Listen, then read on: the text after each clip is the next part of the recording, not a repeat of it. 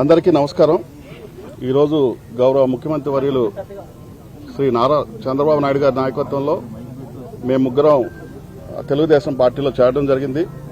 నాకైతే తిరిగి మా సొంత గూటికి రావడం చాలా సంతోషంగా ఉంది. గతంలో మా తండ్రి గారు 4 పర్యాయాలు ఎమ్మెల్యేగా, 1 పర్యాయం మంత్రివర్యులుగా మా చంద్రబాబు నాయుడు గారి నాయకత్వంలో పనిచేయడం జరిగింది.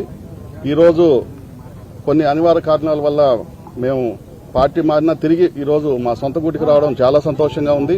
ముఖ్యంగా మన గౌరవ ఎమ్మెల్సీ గారు చెప్పినట్టు నేను రాజీనామా చేసి నా పార్టీ సభ్యత్వానికి మరియు ఎమ్మెల్సీ పదవికి ఇంచుమించు ఈ రోజుతో 13 నెలలు అయింది.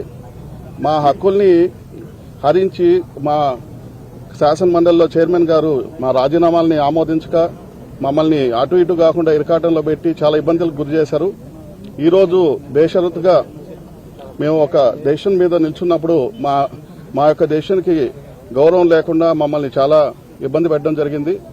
మేము ఫస్ట్ నుంచి గౌరవ ముఖ్యమంత్రి వర్యులు నారా చంద్రబాబు నాయుడు గారి నాయకత్వంలో పనిచేయాలా. ఎందుకంటే ఈరోజు మీరందరూ చూస్తున్నారు, మన రాష్ట్రం చాలా అభివృద్ధి వైపు ముందుకు సాగుతుంది. కాబట్టి అలాంటి విజనరీ లీడర్ కింద పనిచేయాలని చెప్పి మేము ఎప్పుడో రాజీనామా చేయడం జరిగింది. కానీ సంవత్సరం కంటే ఎక్కువ కాలం మా రాజీనామాలను ఆపి మమ్మల్ని చాలా ఇబ్బంది గురి చేశారు. ఈరోజు కూడా మీరు శాసనమండలిలో చూస్తే సభని సజావుగా సాగనివ్వట్లేదు.